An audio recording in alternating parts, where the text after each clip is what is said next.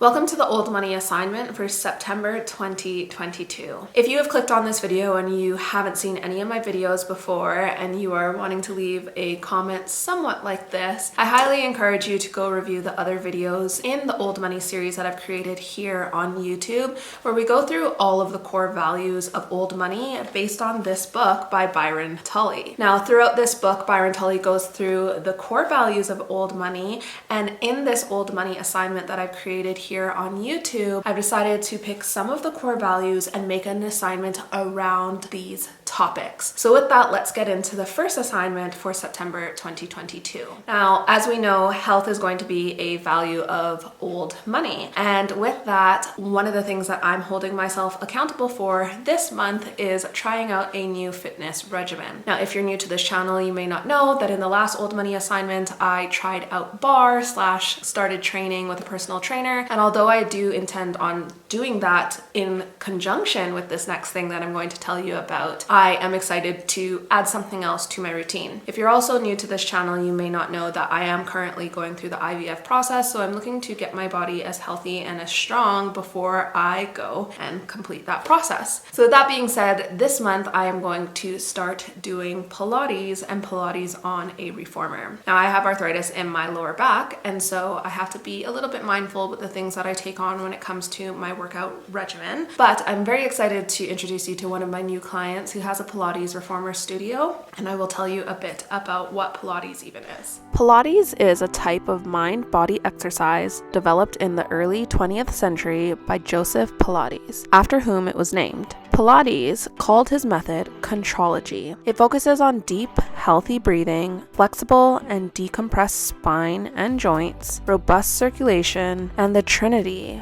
of the body, mind, and spirit. Now, what's the reformer? The reformer is the most widely known piece of Pilates equipment and is an amazingly versatile apparatus. The Universal's reformer's unique combination of springs, pulleys, straps, and sliding carriage make it an incredibly valuable and useful piece of equipment. Its adjustability enables reformers to address a wide range of physical capabilities, disabilities, and fitness goals with refined, sophisticated solutions. Joseph Pilates created nearly 100 exercises on the reformer and more exercises than he designed for any other piece of Pilates equipment.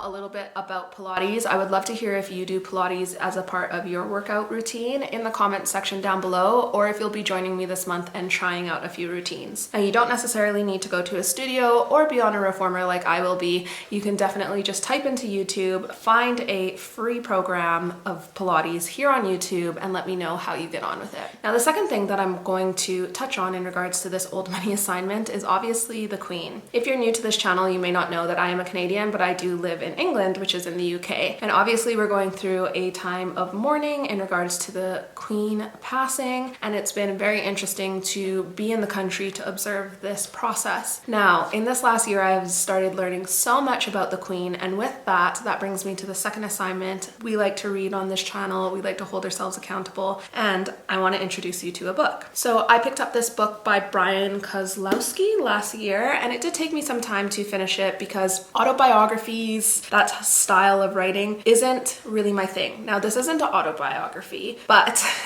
the way that it was written, even though I found it very interesting, it wasn't something that I could sit down and do a full read at once. But now that the Queen has passed, I am going to go back through it with you all this month and see what more I can take from it. Now, it's called Long Live the Queen, 23 Rules for Living from Britain's Longest Reigning Monarch. Now, one of the biggest takeaways that I had from this book, of course, being Canadian, we are a part of the Commonwealth, and I knew a lot about the Queen already. And my parents are from British Commonwealth countries themselves, even though they are immigrants to Canada. And now me living in England, of course, I have a different perspective on this. But I think the biggest takeaway that we can take away from the Queen is, regardless of what you or where you stand politically, I think if you observe her life, you will see that she was a woman of excellence. And how many people could you say was working up until 2 days before they died in their 96th year of living? Not very many. I think you will take in a lot from reading this book and learning a bit more about her life. And I think most of us that watch this channel are wanting to hold ourselves accountable, hold ourselves to a higher standard.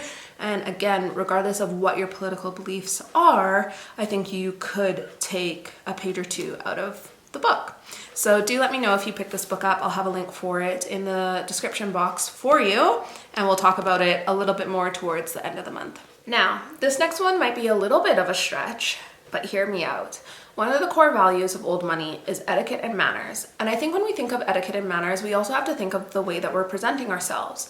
Now, if you go further into the old money book, there is a section called How Old Money Does It. And then that's where they go through attire, diction, grammar, furnishings, reading, etc. And so even though this isn't a core value, I do think we could tie it in with etiquette and manners. And therefore, I want to talk about clothing and attire for a second. We are now in a new season, and with that comes new clothing that we need to wear.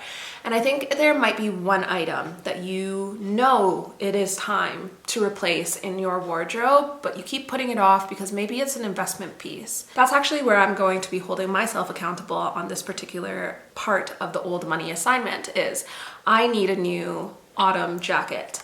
I bought one that was very cheap a few years ago and it lasts me for a few years, but at the end of the spring season, I was like, Nicole, throw out this jacket because it has seen its time. And so I said to myself, oh, by the time autumn comes around, I will have a new jacket.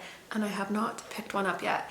So I'm probably going to look at Karen Millen because they typically have some really lovely jackets there that are of a higher quality. So I will keep you updated with what I pick up towards the end of the month.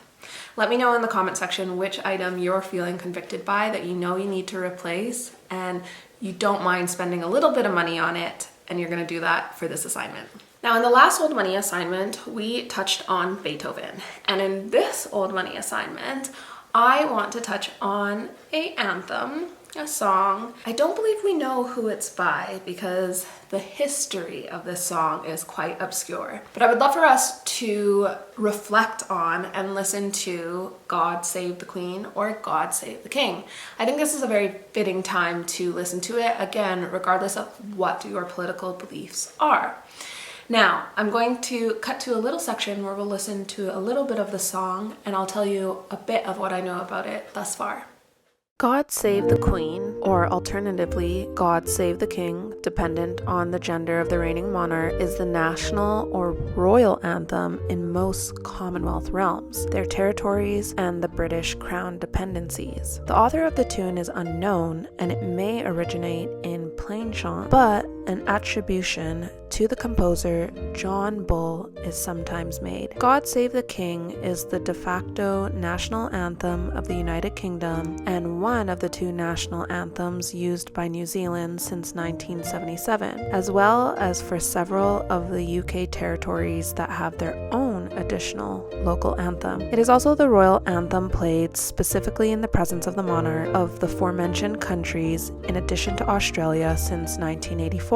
Canada since 1980, Belize since 1981, Antigua and Barbuda since 1981, and the Bahamas since 1973. Well, ladies and gentlemen, we have come to the conclusion of the old money assignment. Thank you so much for participating. I want to know if you are going to take on any of these tasks this month, and I will be putting together a blog post that will correspond with this video. Just bear with me in its timing. I can't wait to talk to you more about some of these things towards the end of the month. Thank you so much for your patience and bearing with me.